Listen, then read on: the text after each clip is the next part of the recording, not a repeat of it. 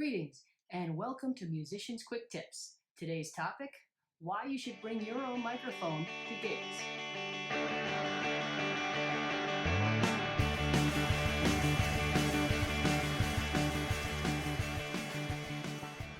I'm Pam and these are Musicians Quick Tips. I call them that because I'm trying to make these tips concise, short, and basically cover what is implied by the title. So let's get started. We're going to be talking about microphones and why, as a singer, you might want to bring your own mic to gigs.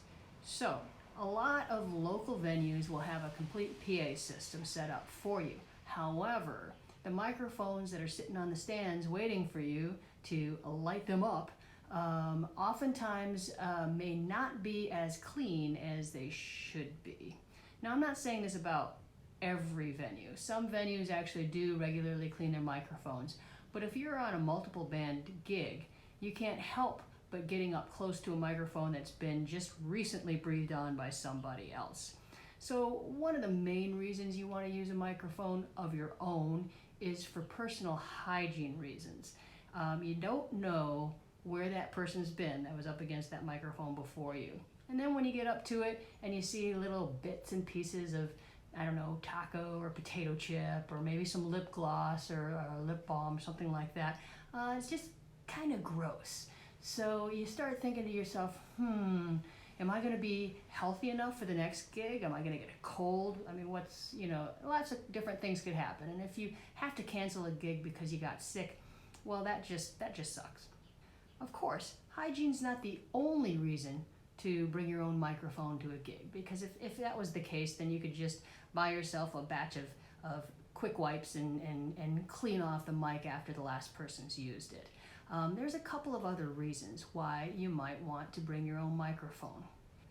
Some other reasons why you might want to bring your own microphone to shows is that when you have your own mic, you've actually practiced with it more than likely. So you understand the characteristics of that mic. The polar pattern, basically the response, the frequency response to that microphone, how the handling noise becomes an issue with some microphones. So knowing how to use this, basically this tool of the trade, is going to be key to sounding good when on stage. So that's one of the other big reasons why I would suggest having your own microphone. Hygiene plus just sounding better on stage. Now, most venues will have a go-to microphone like the Shure SM58. This microphone right here is basically the workhorse of small venues with PA systems up to medium-sized venues. Really, if you take a look at different concert footage, you'll see this microphone a lot, even with the big wigs. It's a wonderful microphone that is sturdy and is not terribly expensive. So this is a good choice. What I use typically is a Beta 58A, and that's also by Shure. This has a slightly different polar pattern, so it isolates from the sides.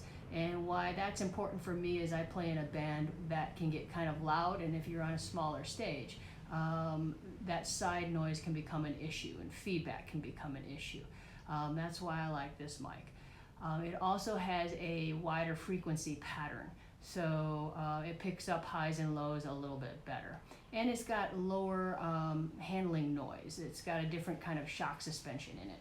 But we'll get into the properties of this mic versus, say, the SM58 in another video, if there's any interest for that. So now you've bought a mic and you're wanting to bring it to your gigs so that you can use it on a regular basis.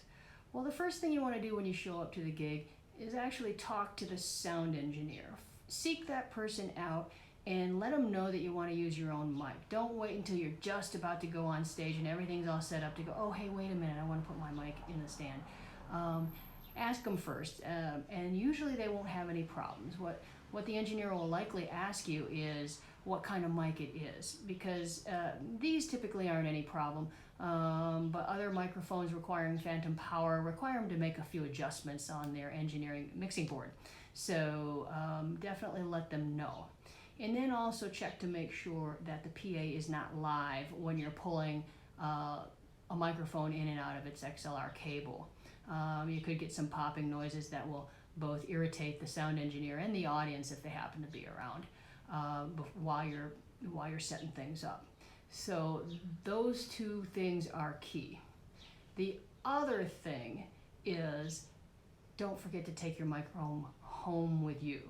A lot of times you get so excited after a gig, you want to start talking to friends and fans and the rest of your bandmates about how wonderful the show was. But the first thing you should do is make sure that the PA is muted. Grab your microphone out of that stand and put it away so you don't forget it. Well, that's it for Musician Quick Tips for today. Thanks for joining me. My name is Pam, and you can find a blog that coincides with this vlog at my website, pambarrettmusic.com. If you like this video and want to see more, please subscribe, and also hit the notification button if you want to be notified when these blogs come out. I'm planning on doing one every 2 weeks, and hopefully we'll see you back for another Musician's Quick Tip. Thanks, and have a great day.